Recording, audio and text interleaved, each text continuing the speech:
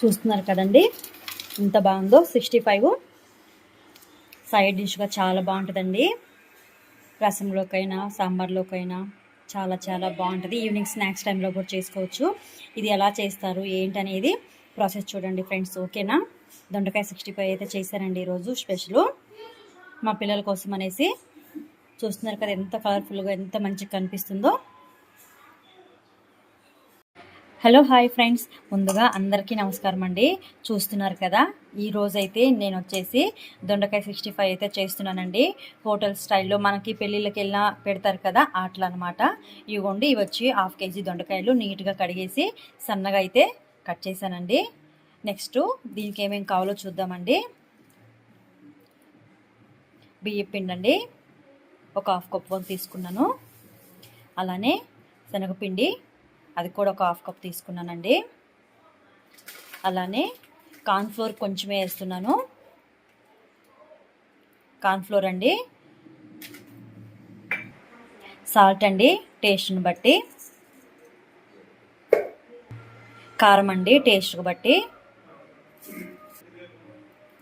ఇగోండి జీలకర్ర, అలానే ధనియాలు వేపి పొడి చేశానండి, అది యాడ్ చేశాను. కొంచెం ఒకసారి కలుపుకుందాము మొత్తం. కొంచెం అయితే ఫుడ్ కలర్ యాడ్ చేస్తున్నానండి, ఆప్షనల్ అది. అలానే పచ్చిమిర్చి, కొత్తిమీర, కరివేపాకు కట్ చేసి వేసానండి. కొన్ని వాటర్ వేసి మొత్తం కలుపుకుందాం ఇప్పుడైతే. ఫుడ్ కలర్ ఆప్షనల్ అండి, వేసుకోవాలని రూల్ ఏం లేదు, న్యాచురల్గా చేసుకుని కూడా తినొచ్చు. వాటర్ యాడ్ చేస్తున్నానండి కొన్ని, ఒకసారి కలుపుకుందాము. మొత్తం ఒకసారి మిక్స్ చేసుకుందామండి ముక్కలు పట్టే వరకు. ఇగోండి చిన్న గ్లాస్ వాటర్ అయితే వేసి టీ గ్లాస్ అండ్ వాటర్ మొత్తం కలిపానండి. ఇప్పుడు జీడిపప్పు కొన్ని యాడ్ చేస్తున్నాను నేను, అవి కూడా ఒకసారి కలుపుకుందామండి.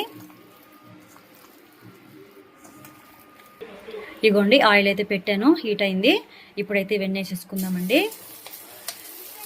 మీడియం ఫ్లేమ్ మీద మంచిగా వేగనిద్దామండి, హై ఫ్లేమ్ మీద పెడితే మాడిపోతాయి.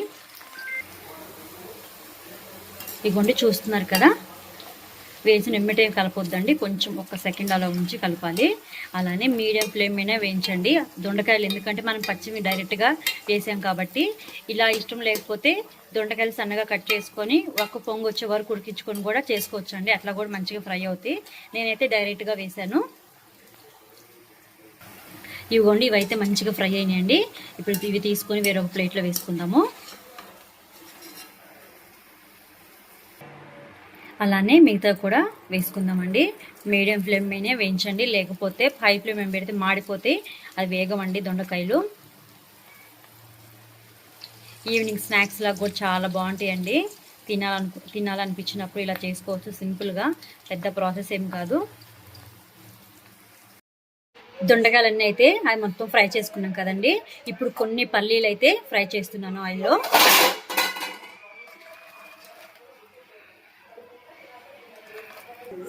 పల్లీలు యాడ్ చేస్తున్నానండి దీంట్లో. కరివేపాకు కూడా ఫ్రై చేసి వేస్తున్నానండి, ఆల్రెడీ మనం యాడ్ చేసాము, కొంచెం అయితే వేసాను. ఇగోండి చూస్తున్నారు కదా, ఫైనల్గా అయితే దొండకాయ 65 అయితే రెడీ అయిపోయిందండి. మనకి పెళ్ళిళ్ళలో క్యాంటరింగ్ స్టైల్లో చేస్తారు కదా, చాలా చాలా బాగుంటుందండి. క్రిస్పీ కూడా చాలా బాగా వచ్చింది. చూస్తున్నారు కదా ఎంత బాగా అనిపిస్తుందో.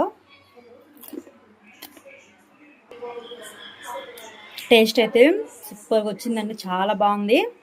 మీకు నచ్చితే లైక్ చేయండి, షేర్ చేయండి, కామెంట్ చేయండి, సబ్స్క్రైబ్ చేయండి, ప్లీజ్ సపోర్ట్ చేయండి.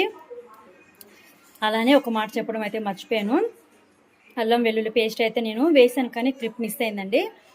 మీకు ఇష్టమైతే యాడ్ చేసుకోండి, ఓకేనా ఫ్రెండ్స్.